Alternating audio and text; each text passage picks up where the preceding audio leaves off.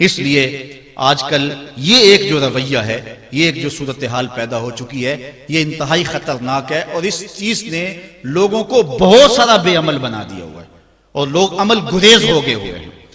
اور اس کے ساتھ پھر خرافات یہ جو شامل ہو چکی ہیں، اس نے معاشرے کو پیس کے رکھ دیا۔ جو مزارات پہ ہو رہا ہے، ہم ڈٹ کے اس کا انکار کرتے ہیں، اللہ کے علاوہ کسی کے سامنے سجدہ جائز نہیں ہے، بلکہ ہمارے امام احمد رضا خان فاضل بریلوی نے لکھا ہے، آپ فرماتے ہیں کہ سجدہ قبور بالاتفاق حرام ہے، اور طواف قبور بالاتفاق حرام ہے، زیارت قبور بالاتفاق جائز ہے، بوسہ قبور مختلف فی ہے، احوط یہ ہے کہ نہ دیا جائے، یعنی بوسے سے بھی اگر گریز کر لیا جائے تو کسی کو کوئی اور شائبہ نہ ہو تو یہ بھی بہتر ہے۔ لیکن خیر بوسے کے بارے علماء قائل ہیں، اس پر دلائل بھی موجود ہیں، لیکن قبروں کے سامنے یوں ہی کھڑے ہو جانا اور کھڑے ہو کر کے یوں سر جھکانا یہ جائز نہیں ہے۔ علامہ اقبال کہتے ہیں کبھی تم نے دیکھا کوئی کتا بھی کسی کتے کے آگے سر جھکاتا ہو؟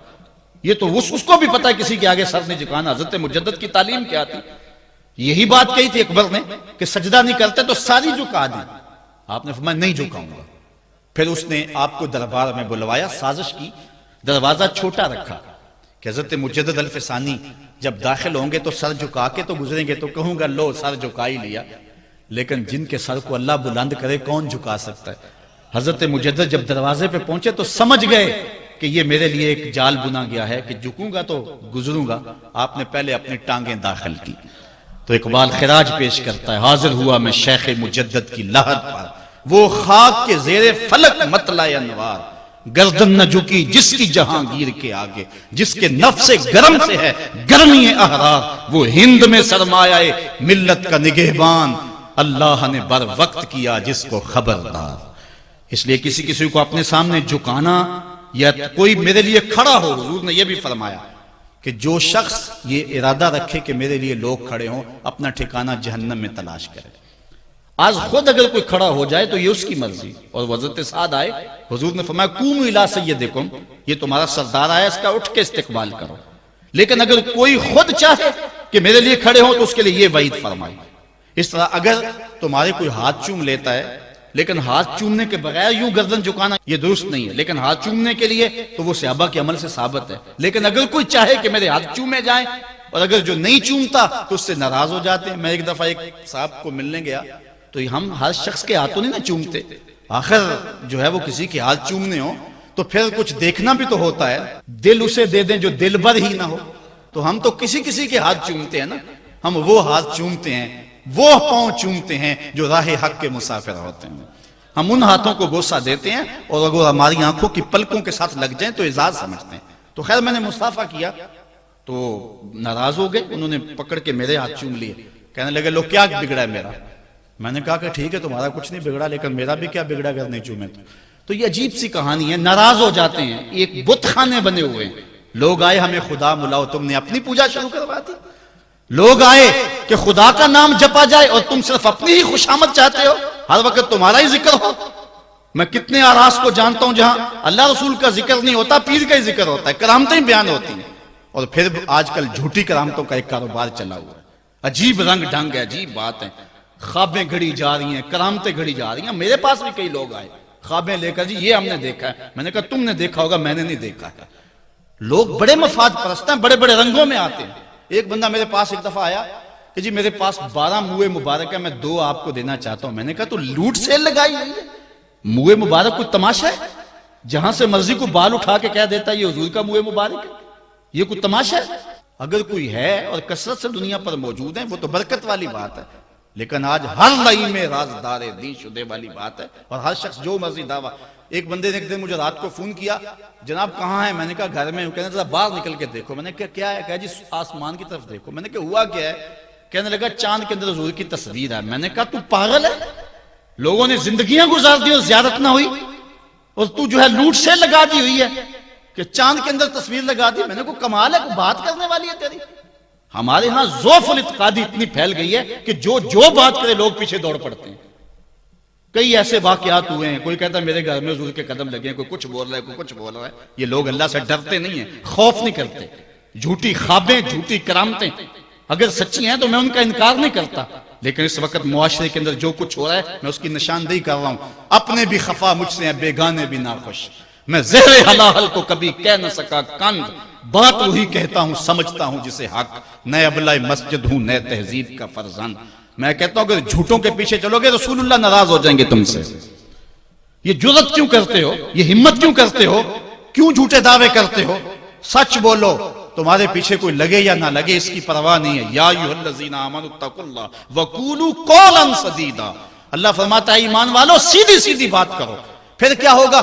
یصلح لکم اعمالکم ویغفر لکم ذنوبکم. وہ تمہارے اعمال بھی ٹھیک کر دے گا، تمہارے بخشش بھی فرما دے گا. نہ لوگ اکٹھے ہوں، نہ مجمع بنے، نہ حلقہ بنے.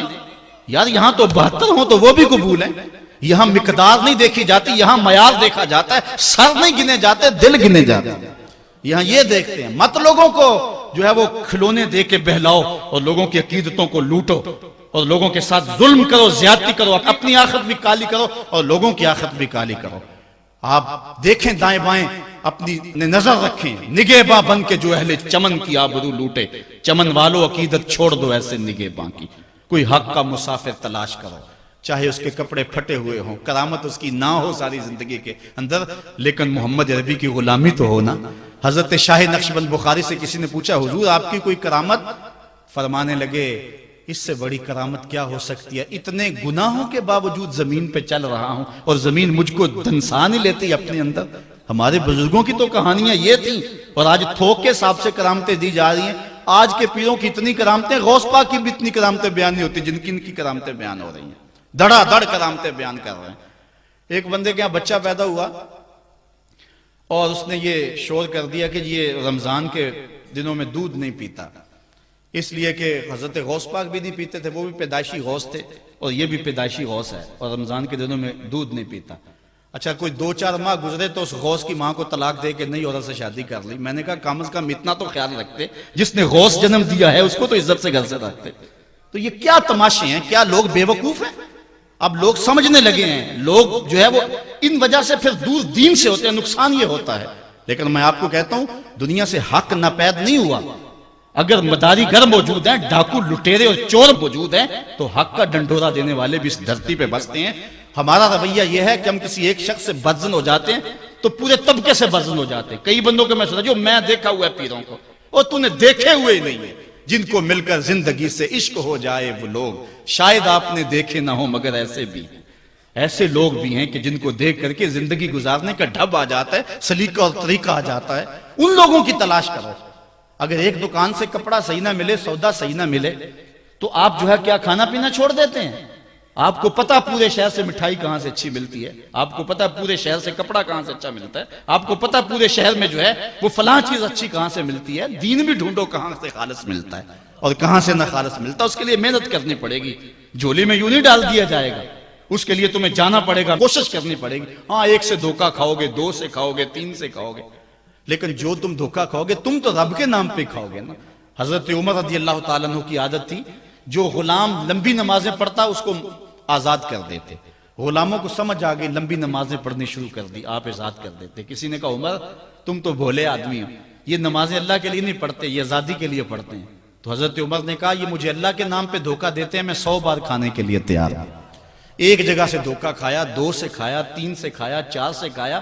جب تمہاری نیت ٹھیک ہوگی منزل ضرور ملے گی. یہ ہو نہیں سکتا. خورش دے بدرا جو کب کو حمام کہ یک روز افتد ہمائے بدام. سادی کہتے ہیں چارہ ڈالتا جا، دانا ڈالتا جا. کبھی تتر آئے گا، کبھی مور آئے گا، کبھی کبوتر آئے گا. پھر ایک دن جس کو تو تلاش کرتا ہے وہ ہما بھی تو آ ہی جائے گا نا. اس لیے حق کے سفر کو نہ چھوڑنا، چلتے رہنا اور راہ حق کی جو ہے منزل پر جو ہے وہ انشاءاللہ ایک دن ضرور گامزن ہوگے. بات لمبی ہو رہی ہے، ہم نے اپنی اصلاح ان سارے پوائنٹس میں کرنی ہے. میں آپ کو 4-5 باتیں خاص طور پہ ضرور عرض کرنا چاہتا ہوں. ایک، اپنے عقیدے کی اصلاح کریں، اس میں کوئی پل پلا پن نہ آنے دیں اور کوئی اس کے اندر کوئی نرمی نہ آنے دیں. جس شخص کے سینے میں حضور علیہ الصلوۃ والسلام کے لیے بغض دیکھیں، ایک لمحے میں اس سے جدا ہو جائیں. جس کے سینے میں، جس کی زبان پر صحابہ کے لیے کوئی نازیبا لفظ دیکھیں، ایک لمحے کے لیے اس سے جدا ہو جائیں. جو اہل بیت کو بھونکتا ہو پرواہ نہ کریں اس کی، چاہے قریبی رشتہ دار کیوں نہ ہو. اولیاء اللہ کی عظمت جس کے سینے میں نہ ہو اس کی دوستی کو ایک لمحے سے اپنے سے دور کر دیں۔ علامہ رومی کہتے ہیں کہ تا توانی دور شو از یار بد بدتر بود از مار بد، جتنی جلدی ہو سکتا ہے برے یار سے دور ہو جا، چونکہ برا یار برے سانپ سے بھی برا ہے، اس لیے سانپ لڑتا ہے تو جان جاتی ہے، یار لڑتا ہے تو ایمان جاتا ہے، اس لیے برے یار سے بچ، اپنی حفاظت کر، اپنے عقیدے کی اصلاح کر۔ اس کے بعد دوسری بات جو اہم ہے، والدین کو کبھی اذیت نہ دینا۔ یہ میں 5 باتیں آپ کو آخر میں گزارش کے طور پہ اور تاکید کے طور پہ، آج کے پیغام کے طور پہ دینا چاہتا ہوں۔ میری گفتگو اختتام کے مراحل پر پہنچ چکی ہے، باتیں تو بہت ساری تھی اور دکھڑے تھے، لیکن وقت زیادہ ہو رہا ہے۔ تو پہلی بات، عقیدے کی اصلاح کریں اور اس میں کوئی پل پلا پن نہ ہو۔ عقیدہ صحیح نہیں ہے تو کوئی عمل قبول نہیں ہے، کوئی نیکی قبول نہیں، ہر شے برباد ہے۔ دوسری بات، اپنے والدین کی نافرمانی کبھی نہ کریں۔ امام رازی نے لکھا ہے کہ ایک گناہ ایسا ہے جس کی سزا آخرت میں تو ملتی ہی ملتی ہے، دنیا پر بھی ضرور ملتی ہے، اور وہ والدین کی نافرمانی ہے۔ اور ایک نیکی ایسی ہے جس کا فائدہ آخرت میں تو ہوتا ہی ہوتا ہے، دنیا میں بھی ضرور ہوتا ہے، اور وہ والدین کی فرما برداری ہے۔ نہیں تو نشان لگا لے اس شخص پہ جو والدین کا گستاخ ہے، ساری زندگی اس کو ذلیل ہوتے دیکھیں گے۔ اور اس شخص پہ بھی نشان لگا لے جو والدین کا فرما بردار ہے، زندگی میں آپ اس کی پگڑی کو کبھی جھکا ہوا نہیں دیکھیں گے، اللہ اس کی عزت کی حفاظت کرے گا۔ اور والدین کے لیے جو شخص روزانہ دعا کر دیتا ہے، میں نے کتب میں پڑھا ہے، ساری زندگی اس کے رزق میں بے برکتی نہیں آتی۔ اس لیے اپنے والدین کو راضی کرنا، عقیدے کی درستگی کے بعد اپنے والدین کو جا کے راضی کرنا۔ اگر کسی کے والدین ناراض ہیں، ہاتھ جوڑ کے معافی مانگنے میں کوئی شرم محسوس نہ کریں، پاؤں پکڑ لیں، منتیں کریں، ان کو راضی کر لیں۔ اللہ کی رضا والدین کی رضا میں ہے، اور اللہ کی ناراضگی والدین کی ناراضگی میں ہے۔ اور حضور علیہ السلام نے فرمایا 4 لوگ ایسے ہیں جن کو جنت میں جانے سے کوئی شے نہیں روک سکے۔ وہ 4 لوگ کون ہیں؟ ایک وہ شخص کہ جو اس حال میں مرا کہ اس کے والدین اس پہ راضی تھے۔ دوسرا وہ شخص کہ جس نے ایسی سچی توبہ کی کہ گناہ کی طرف دوبارہ پلٹنا اس کے لیے اتنا مشکل تھا جس طرح تھن سے نکلا ہوا دودھ واپس جانا مشکل ہے۔ تیسری وہ عورت جو اس حال میں دنیا سے رخصت ہوئی کہ اس کا شوہر اس کے اوپر راضی تھا۔ اور چوتھا وہ شخص کہ جس کے بال بچے زیادہ تھے، ذرائع آمدنی تھوڑے تھے، لیکن اس کے باوجود اس نے اپنے بچوں کے پیٹ میں حرام کا ایک لقمہ نہیں جانے دیا۔ تیسری بات، اپنی نظر اور شرمگاہ کی حفاظت کریں۔ اس دور کا سب سے بڑا فتنہ یہ ہے کہ نگاہیں پاک نہیں رہی، نگاہیں غلیظ اور گندی ہو گئی، شرمگاہوں میں وہ تقدس نہیں رہا ہے۔ حضور علیہ السلام نے ارشاد فرمایا، من زنا زنیا بہی ولو بہی تانے دارہی، جس شخص نے زنا کیا یہ عمل اس کے گھر بھی لوٹے گا، اگرچہ اونچی اونچی دیواریں کیوں نہیں کر لیتا۔ یہ مقافات عمل ہے۔ گندم از گندم بروید جوز جو از مقافات عمل غافل مشو، گندم بو گے تو گندم کاٹو گے، جو بو گے تو جو کاٹو گے۔ نظر کو تقدس دو، نظر کو پاکیزگی دو۔ حضرت لقمان حکیم کہتے ہیں کہ میں کئی نبیوں سے ملا ہوں، کئی نبیوں سے ملاقات کی ہے، اور میں ان سے 2-2 4-4 باتیں جمع کی ہیں، اور ان ساری باتوں کو میں نے جمع کر کے 100 باتیں جمع کی ہیں، اور ان کا پھر میں نے خلاصہ تیار کیا ہے۔ ان میں 8 باتیں الگ کی ہیں۔ ان 8 باتوں میں ایک بات یہ ہے، جب کسی کے گھر جاؤ تو نظر کو حفاظت میں رکھو۔ جس شخص کے مہمان بنو، جس کے گھر جاؤ، تمہاری نظر نہ بھٹکنے پائے۔ نظر اگر غیر محرم کو شہوت سے دیکھتی ہے، حدیث میں آتا ہے کل قیامت کے دن جہنم کی آگ سے بھر دی جائے گی، وہ سخت رسوا ہوگا۔ آج میڈیا کی آوارگی اور انٹرنیٹ پہ جو کچھ ہو رہا ہے، ٹیلی ویژن اور سینما جو بدتمیزی پھیلا رہے ہیں، اور موبائل پیکٹ جس طرح بے حیائی کے جو ہے وہ کیفیات پیدا کر رہی ہیں اور بے حیائی کو فروغ ہو رہا ہے، ہم اس کے خلاف پوری قوت کے ساتھ بند باندھیں۔ اپنی اولادوں کے ہاتھوں سے ناول چھین لو، ان کے ہاتھوں سے جو ہے وہ فلمیں چھین لو، ان کی خلوتوں پہ نظر رکھو اور ان کی حفاظت کرو۔ جس شخص کی نظر پاک نہیں ہے اس کے من میں طہارت نہیں آ سکتی ہے، دل پاک نہیں ہے اس کو جو ہے وہ باطن کا نور نصیب نہیں ہو سکتا۔ وائے قوم کشتائے تدبیر غیر، کارے او تخریب خود تعمیر غیر، از حیا بیگانہ پیرانے کہن، نوجوانہ چوں زنا مشغول تن۔ کتنی حکمت والی بات کہی اقبال نے۔ وہ اپنے دور کا دکھڑا سناتا ہے، جس دور سے ہم گزر رہے ہیں اب تو عجیب حال ہو گئے۔ اقبال کہتا ہے یہ جو میرا دور ہے، جوان تو جوان رہے، بوڑھوں کی نظروں میں حیا نہیں رہا۔ از حیا بیگانہ پیرانے کہن، بوڑھے لوگوں کی آنکھوں میں بھی اقبال کہتا ہے حیا نہیں رہا، نوجواناں چوں زنا مشغول تن، اور نوجوان عورتوں کی طرح اپنے تن کے ساتھ لگے ہوئے ہیں، اپنے تن کو سنوارنے میں ہر وقت کنگھی پٹی میں لگے ہوئے ہیں۔ یہ مردوں کا کام نہیں ہوتا، یہ دلیروں اور بہادروں کا کام نہیں ہوتا، یہ عورتوں کے وظیفے ہیں۔ در دل شاں آرزوہا بے ثبات، مردہ زائن از بطون امہات، ان کے دلوں میں آرزویں کوئی اور ہی ہیں اور ماؤں کے پیٹوں سے مردہ جنم لے رہے ہیں۔ دختران او بزلف خود اسیر، شوخ چشموں خود نماؤ خود دگیر، اور قوم کی بیٹیاں اپنی زلف کی خود قیدی ہو چکی ہیں اور ہر وقت جو ہے وہ اپنے آپ کو آئینے میں دیکھتی رہتی ہیں۔ ساختہ پرداختہ دل باختہ، ابروان مثل دو تیغ آختہ، وہ جو گھر کی رونق تھی، جو آبرو اور حیا کا دوسرا نام تھا، آج وہ دل پھینک قسم کی ہو گئی ہے۔ آہ قوم میں دل سے حق پرداختہ، مرد و مرگ خیش را نہ شناختہ۔ اقبال کہتا ہے ہائے قوم کہ جو مر گئی اور اسے ابھی تک پتہ ہی نہیں چلا کہ میں مر چکی ہوں اور جینے کا سامان نہیں کرتی۔ حضور نے فرمایا ہر دین کی کوئی پہچان ہوتی ہے، میرے دین کی پہچان حیا ہے، اگر حیا نہیں ہے تو دین ہی نہیں ہے۔ اور چوتھی بات کہ رزق کی پاکیزگی کا سامان کریں۔ اگر رزق پاک ہے تو دعائیں بھی قبول ہیں، اولاد بھی فرما بردار ہوگی، آخرت بھی ستھری ہے۔ حضور نے فرمایا ایک شخص لمبا سفر کر کے کعبۃ اللہ کے سامنے آیا، یمد یدیہ، دونوں ہاتھ اٹھا کے دعا مانگتا ہے، وَمَطْعَمُهُ حَرَامٌ وَمَلْبَسُهُ حَرَامٌ وَمَشْرَبُهُ حَرَامٌ وَغُذِیَ بِالْحَرَام، کھانا حرام کا، پینا حرام کا، لباس حرام کا، اور اللہ کے گھر کے سامنے ہاتھ پھیلا کے دعا مانگتا ہے۔ حضور فرماتا ہے بتاؤ اس کی دعا کیسے قبول ہوگی؟ دعاؤں کی قبولیت چاہتے ہو تو رزق پاک کرو۔ آج سود کی لعنت ہمارے معاشرے میں رچ بس گئی ہے، جبکہ حضور علیہ السلام نے فرمایا کہ سود کا ایک درہم سکی ماں سے 70 مرتبہ زنا کرنے سے بھی برا ہے۔ یہ حدیث کی کتب میں موجود ہے۔ اور اللہ تعالیٰ نے سود خوروں کے ساتھ اعلان جنگ کیا، دو لوگوں کے ساتھ اعلان جنگ ہے، ایک اللہ کے ولیوں کا جو دشمن اور ایک سود خور۔ جس قوم کے ساتھ اللہ کا اعلان جنگ ہوگا بتاؤ وہ قوم غالب آ سکتی ہے کسی کے اوپر؟ آج ہم کہتے ہیں ہمارے حوال کیا ہیں تو ذرا دیکھیں کہ ہم کہاں کھڑے ہیں۔ رشوت ہمارے معاشرے میں عام ہو گئی ہے۔ حضور نے فرمایا رشوت دینے والا اور لینے والا دونوں جہنمی ہیں، اور ملاوٹ آج معاشرے کا حصہ ہو گیا ہے۔ آج تو ہم چھوٹے بچوں کے دودھ اور دوائیوں میں بھی ملاوٹ کرنے سے باز نہیں آتے، اور حضور کا یہ فرمان کتنی عبرت ہے اس میں، من غش فلیس منا۔ حضور نے فرمایا جو ملاوٹ کرے اس کا ہمارے ساتھ تعلق ہی کوئی نہیں۔ اور ان 5 چیزوں میں جو آخری بات ہے وہ میں آپ کے گوش گزار کرنا چاہتا ہوں، اور میری یہ بات ضرور سن کے جانا۔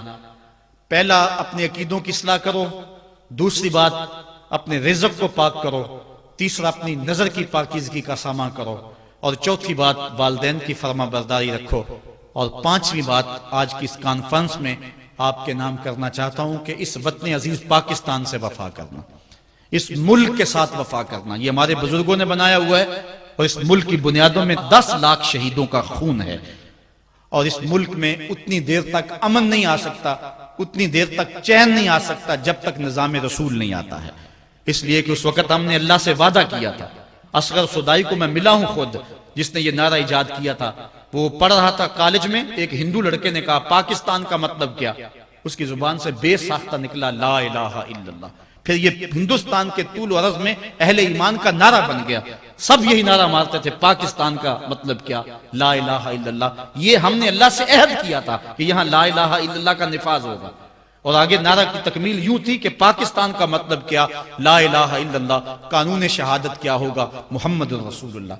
آج ہم نے غداری کیا اس نعرے سے، یہاں لا الہ الا اللہ کا نفاذ نہیں ہے، یہاں ہم امریکہ کو خدا مان کے بیٹھے ہوئے ہیں، ان کے آگے ہاتھ جوڑتے ہیں، واشنگٹن کو اپنا قبلہ کعبہ بنایا ہوا ہے، اور اس کے نتیجے کے اندر ہم رسوا ہو رہے ہیں اور ہمیں مزید کار مذلت میں گرایا جا رہا ہے۔ ریمنڈ ڈیس والا کیس ہمارے سامنے ہے، ڈرون حملے ہو رہے ہیں، اور جو کچھ بھی ہو رہا ہے یہ آپ کے سامنے ہے۔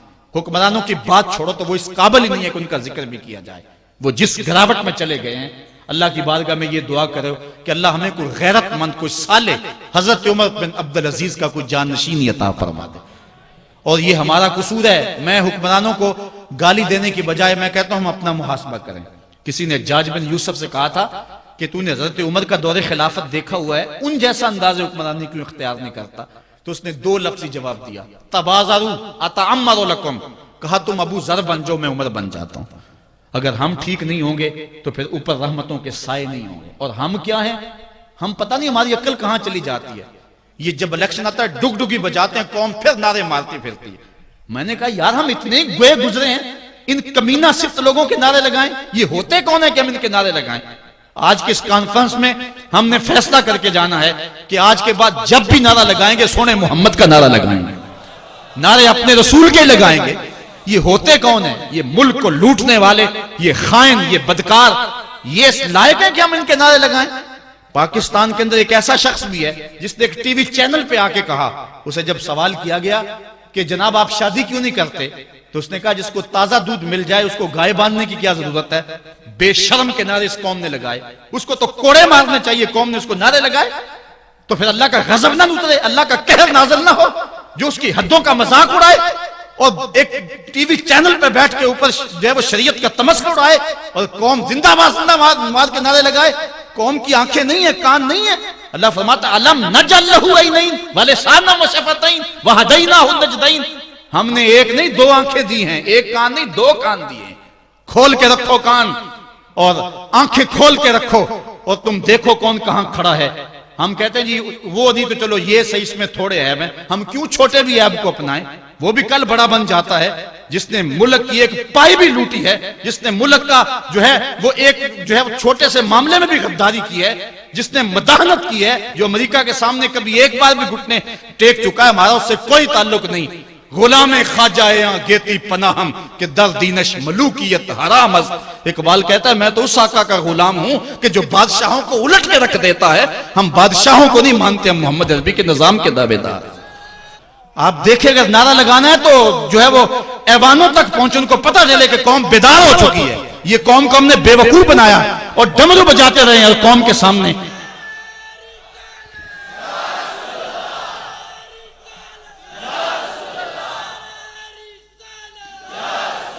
میں نے سیالکوٹ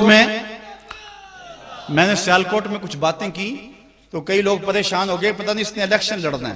میں نے کہا میں نے ممبری کیا کرنی ہے, اللہ نے مجھے رسول اللہ کا ممبر عطا کیا, میں اس کو کیا سمجھتا ہوں, ہم اس کی پرواہ بھی نہیں کرتے. لیکن یہ بھی آپ کو بتاؤ ہم غیر سیاسی بھی نہیں ہیں. ادارت المصطفیٰ نے کبھی یہ نعرہ لگایا کہ ہم غیر سیاسی ہیں. ہم غیر سیاسی نہیں ہیں, ہم پورے سیاسی ہیں. کانت بنو اسرائیل یسوسونا ہم الانبیاء, بنی اسرائیل کے نبی ان کو سیاست سکھایا کرتے تھے. ہم بے خبر نہیں ہیں, ہم جو ہے ان حالات سے بے خبر, ہم کھلی آنکھوں سے دیکھ رہے ہیں اور ہم جانتے ہیں کہ اس ملک کا خیر خواہ کون ہے, اس ملک کا دشمن کون ہے. اور یہ موجودہ جمہوری اور انتخابی نظام جو ہے یہ اسلام سے میل ہی نہیں کھاتا اور اس سے کوئی تبدیلی نہیں آئے گی. 63 سال ہم نے ضائع کر دیے. اب ہم نے دیکھنا ہے, اٹھنا ہے, ہوش کرنی ہے اور اس ملک کے اندر مثبت انداز سے تبدیلی کا سوچنا ہے. حکمرانوں کے گریبان تک ہم نے پہنچنا ہے جو ملک کو لوٹتے ہیں. ہم نے اس کے لیے قوت کو جمع کرنا ہے اور پوری قوم کے اندر شعور بیدار کرنا ہے. یہ ملک کسی کے جہیز میں نہیں ملا, شہیدوں کے خون پر یہ ملک قائم ہوا ہے. پوچھو ان بوڑھوں سے جو آگ اور خون کا سمندر گزر کر کے آئے ہیں. وہ شخص آج بھی موجود ہے کہ جس شخص نے مجھے یہ کہانی خود سنائی. وہ کہتا ہے کہ ہم ایک کماد کے کھیت میں چھپ گئے سکھوں سے بچتے ہوئے اور وہ بیٹیاں اٹھا کے لے جاتے تھے. تو ایک بچہ تھا, کھیت کے اندر گرمی کی وجہ سے وہ روتا تھا اور باہر سکھ تھے گزر رہے تھے. تو سارے اس کی ماں کی طرف گھور گھور کے دیکھنے لگے کہ یہ بچہ ہمیں پکڑوا دے گا. تو ماں نے اپنے ہاتھوں سے اس بچے کا گلا دبا دیا. پاکستان یوں ہی نہیں بنا ہے, ماؤں کی گود سے بچے چھینے گئے اور کرپان کی نوک پہ چڑھائے گئے اور پھر ان بچوں کو پٹک کے زمین پہ مارا گیا. ان کے پیٹ پھٹے, انتڑیاں پھیل گئیں. ماں نے کیا کہا, پاکستان کا مطلب کیا, لا الہ الا اللہ. آج وہ ماں نہیں پوچھے گی تم کو, آج وہ بچہ قیامت میں ان حکمرانوں کا گریبان نہیں کھینچے گا. وہ عورتیں جنہوں نے کنویں میں چھلانگے لگا لگا کے اپنی آبرو بچائی تھی, اور وہ عورتیں جن کی چھاتیاں کاٹ دی گئی تھی, اور وہ عورتیں جن کے بھائیوں کے سامنے ان کی آبرو ریزی کی گئی تھی, اور وہ بھائی جن کے ہاتھ باندھ دیے گئے ان کے سامنے ان کی جو ہے وہ بہن کی آبرو ریزی کی گئی تھی, آج وہ قبر میں تو ہے. کیا حکمران سمجھتے یہ قوم بدھو ہے؟ اگر قوم بدھو بھی ہے تو وہ شہید تم سے انتقام لیں گے. اللہ کا کوڑا برسنے والا ہے تمہارے اوپر. چھوڑ دو اس ملک کی جان, اس ملک کو محمد عربی کے غلاموں کے سپرد کرو. یہ ملک حضور کے نام پہ حاصل کیا گیا تھا، حضور کے لا الہ الا اللہ پہ حاصل کیا گیا تھا۔ اس ملک کے اندر جو ہے وہ ہم لا الہ الا اللہ کا نفاذ کریں گے، اور یہ ایسے ہی نہیں ہوگا، یہ 2 4 10 50 آدمیوں کی کہانی نہیں ہے، اس کے لیے پوری قوم کو اٹھنا ہوگا، پوری قوم کو کھڑا ہونا ہوگا، اور ان لوگوں کا احتساب کرنا ہوگا، کڑا احتساب کرنا ہوگا۔ تم ہوتے کون ہو کہ ہمارے ملک کے ساتھ یہ سلوک کر رہے ہو؟ امریکہ کے نیچے بیچ ہی گئے، یار کوئی غیرت بھی ہوتی ہے، کوئی حال بھی ہوتا ہے۔ سگ وزیرو گرگ میرو بوشرا درباں شود این ارکان سلطنت ملک را ویراں کنند۔ دعا کرو اللہ میرے وطن کی خیر فرمائے، میرے وطن کی خیر فرمائے۔ یہ لرزتا ہوا پاکستان، یہ خود کچھ دھماکے، یہ عیار حکمران، امریکی غلامی، یہ غیرت کی زندگی ہم اب جینے کا عزم کریں گے۔ ہم امیدوں کے چراغ کو بجھنے نہیں دیتے، پاکستان مٹنے کے لیے نہیں۔ میں نے اس دن سیالکوٹ بھی کہا تھا کہ لوگوں نے تو بیرون ملک بنگلے خرید رکھے ہیں، اور سویس بینکوں میں انہوں نے کروڑوں اربوں ڈالر جمع کروائے ہیں، وہ پاکستان کے مستقبل سے مطمئن نہیں ہیں۔ پتہ نہیں پاکستان کب کچھ ہو جائے، ہم اڑ کے وہاں چلے جائیں گے، لیکن میں کہتا ہوں کہ تمہارا تو جینا مرنا اس وطن کے لیے ہے، تم نے تو رہنا ہی اس ملک میں ہے، تم نے تو آخری سانس تک اس ملک سے وفا کرنی ہے۔ اس لیے ہم نے چراغ امید کو کبھی بجھنے نہیں دینا، اور اس پاکستان کے لیے جو ہم کر سکے وہ ہم نے کرنا ہے۔ ہمارے لیے سب سے پہلا کام اب کرنے کا کیا ہے؟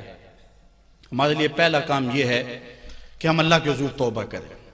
جب کوئی قوم توبہ کرتی ہے، اللہ سارے گناہ معاف کر دیتا ہے۔ یہ جو حالات ہمارے اوپر بنے ہوئے ہیں، امن ختم، وہ بھی حضرت بتا رہے تھے، بجلی ختم، ٹوٹی کھولو تو پانی نہیں، بٹن دباؤ تو جو ہے وہ بجلی نہیں ہے، عجیب صورتحال، نہ گیس ہے، کچھ بھی نہیں ہے، ہم عجیب زندگی گزار رہے ہیں۔ آج اگر ایک بندہ گھر سے باہر نکلتا ہے تو خیریت سے واپس آ جائے تو 100 بار شکر ادا کرتا ہے۔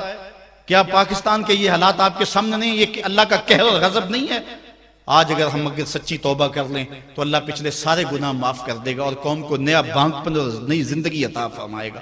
آؤ آج کی اس مجلس میں ہم اللہ کے راستے میں سچی توبہ کر کے نکلیں، اور عزم کریں مالک جو زندگی گزر گئی، باقی جئیں گے مریں گے تو تیرے لیے، ہماری زندگی کا ایک ایک سانس تیرے لیے وقف رہے گا۔ آخر میں اس کانفرنس میں آنے والے لوگوں کو اور ادارۃ المصطفیٰ کے جملہ کارکنوں کو یہ کہتا ہوں کہ تم اس راستے کے سفر کو نہ چھوڑنا۔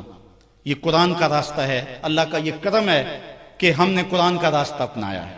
حضرت علی المرتضیٰ رضی اللہ تعالیٰ عنہ فرماتے ہیں کہ حضور علیہ السلام سے پوچھا کہ حضور جب فتنے کا زمانہ ہوگا اور فتنے برسیں گے تو اس زمانے میں بچنے کی صورت کیا ہوگی؟ تو حضور نے فرمایا اللہ کی کتاب قرآن مجید۔ تو شکر ہے تمہارے ایک ہاتھ میں قرآن ہے اور دوسرے ہاتھ میں مصطفیٰ کا دامن ہے، اور تم نے اس کو قوت سے تھاما ہوا ہے۔ اس سفر کو جاری رکھو اور آگے بڑھتے چلے جاؤ۔ تو رہنورد شوق ہے منزل نہ کر قبول، لیلا بھی ہم نشیں ہو تو محمل نہ کر قبول۔ بڑھتے چلو اور لوگوں کو ساتھ ملاتے چلو، محبت کے دیے بجھنے نہ دینا، مزاحمت سے نہیں گھبرانا۔ ہماری منزل بہت بلند ہے، یہ بھی ہوتا ہے جب اب چلتے ہیں تو بڑے مصائب ہوتے ہیں، ہوئے ہیں ہمیں، اور کئی عرصوں سے ہو رہے ہیں۔ لوگوں نے ہمیں گالیاں بھی دی، برا بلا بھی کہا، میرے والد گرامی کو بھی گالیاں دی گئی، کیا کچھ نہیں ہوا، عزتیں اچھالی گئی، کیا کچھ نہیں ہوا، لیکن ہم کبھی کسی سے الجھتے نہیں ہیں، ہماری منزل کوئی اور ہے۔ قائد اعظم کے ایک پولیٹیکل سیکٹری تھے بمبئی کے اندر، جو سارا دن بمبئی میں رہتے اور شام کو ان کے مکان پہ جا کے ان کو ساری صورتحال بتاتے۔ تو ایک دن شام کو کھانے پہ بیٹھے تو انہوں نے سارے دن کی ڈائری بیان کی، تو ایک واقعہ انہوں نے سنایا۔ انہوں نے کہا کہ ہوا یہ کہ آج میں جا رہا تھا سڑک پہ، تو ایک لڑکا سائیکل پہ جا رہا تھا، تو کسی گاڑی نے پیچھے سے ٹکر ماری اور اس کی سائیکل گر گئی اور اس کے جسم سے خون بہنے لگا، کافی خون بہ گیا۔ اس بچے کی جب نظر خون پہ پڑی تو وہ چیخیں مار کے رونے لگا۔ میں اس کے قریب گیا، میں نے اس کے سر پہ ہاتھ رکھا، میں نے کہا تو جوان ہے، نو عمر ہے، اتنے خون کو دیکھ کے گھبرا گیا ہے؟ تو اس نے میری جانب دیکھا، کہا میں اس سے نہیں گھبرایا کہ میرا خون کیوں بہا ہے، میں اس لیے رو رہا ہوں کہ یہ خون تو پاکستان بنانے کے راستے میں بہنا تھا، یہ فضول ہی کیوں بہ گیا؟ تو یہ بات جب قائد اعظم کو سنائی تو وہ کہتے ہیں کہ قائد اعظم اٹھ کے کھڑے ہو گئے اور کہنے لگے اب پاکستان بننے کو کوئی شے نہیں روک سکتی ہے جب لوگوں کے جذبے یہ ہوں۔ میں آپ کو یہ بات سنانے کا مقصد یہ رکھتا ہوں دل میں کہ دائیں بائیں سے الجھے نہ، چھوٹی چھوٹی باتوں کی پرواہ نہ کریں، اپنی صلاحیتوں کو ضائع نہ کریں۔ تمہاری جوانیاں، تمہارے بڑھاپے، تمہارا علم، تمہاری صلاحیتیں، تمہارے شب و روز کسی اور کام کے لیے، تم نے نبی کے دین کا جھنڈا اٹھا کے چلنا ہے۔ یہ پیری مریدی کی تحریک بھی نہیں ہے، یہ ادارۃ المصطفیٰ، اگرچہ لوگ ہمارے ساتھ وابستہ ہیں لیکن ہمارا مقصد یہ نہیں ہے۔ میری زندگی کا مقصد تیرے دین کی سرفرازی، میں اسی لیے مسلمان، میں اسی لیے نمازی۔ ہماری زندگی کا یہی مقصد ہے، اور ہم کس حالت میں بھی ہو ہم رہ نہیں سکتے۔ مجھے بڑی بات یاد آتی ہے اور میں آپ کو بھی کہتا ہوں، بالخصوص میرے ساتھ جو لوگ روحانی تعلق قائم کر چکے ہیں، تمہارا سب سے بڑا وظیفہ درس قرآن ہے۔ تمہارا سب سے بڑا وظیفہ جو تم نے ادا کرنا ہے وہ درس قرآن ہے۔ میرے والد گرامی کے پچھلے گاؤں کے ایک شخص تھے، انڈیا کے رہنے والے، تو والد گرامی کے وصال پہ وہ تشریف لے آئے۔ جنازے کے بعد ہم واپس آ کے گھر بیٹھے تو وہ شور کیے جا رہا ہے، نشاہی سلسلے میں وہ شخص بیت تھا۔ تو میں نے اس کو کہا کہ بابا چپ بھی کر، تو وہ کہنے لگا کہ میرے پیر نے ایک دن مجھے کہہ دیا کہ تو رولا ڈال رہا ہے تو بابا رولا ہے، یعنی تیرا نام ہی رکھ دیا۔ تو وہ بابے کی آنکھوں میں آنسو آگے، کہنے لگا میرے پیر نے مجھے بابا رولا کہا ہے، اب اگر میں رولا نہ ڈالوں تو میری بیعت ٹوٹتی ہے۔ تو میں نے کہا کہ اگر یہ تیری بات ہے پھر ہم بھی درس قرآن نہ دے تو ہمارا بھی کچھ نہیں رہتا ہے۔ اس لیے میرے ساتھ تعلق رکھنے والوں، محبت کا ربط اور رشتہ رکھنے والوں، اپنی منزل کو سمجھو اور آگے بڑھتے چلے جاؤ، اور راستے میں آنے والی ٹھوکروں سے جو ہے وہ گریز کر کے گزر جاؤ، مت اپنے وقت کو ضائع کرو۔ ہمارے پاس بڑا تھوڑا وقت ہے، میں کہتا ہوں ہمارے پاس تو محبت کرنے کے لیے وقت نہیں ہے، نفرت کے لیے وقت کہاں سے نکالیں۔ اس لیے آگے چلتے چلے جاؤ اور راستے کو پاٹتے چلے جاؤ اور منزل کی طرف سفر جاری رکھو، قرآن کی نوکری کرتے رہو، یہی سعادت مندی ہے۔ آفاق کے ہر ہر گوشے میں قرآن سنا کر دم لینا، اب رکنا نہیں، اب تھمنا نہیں، فردوس میں جا کر دم لینا۔ نعرہ تکبیر، نعرہ رسالت، نعرہ رسالت، نعرہ رسالت، اسلام، پاکستان کی محمد سے وفا تو نے تو ہم تیرے ہیں، یہ جہاں چیز ہے کیا لوح و قلم تیرے ہیں۔ وآخر دعوانا ان الحمدللہ رب العالمین۔ آفاق کے ہر ہر گوشے میں قرآن سنا کر دم لینا، اب رکنا نہیں، اب تھمنا نہیں، فردوس میں جا کر دم لینا۔ آفاق کے ہر ہر گوشے میں قرآن سنا کر دم لینا، اب رکنا نہیں، اب تھمنا نہیں۔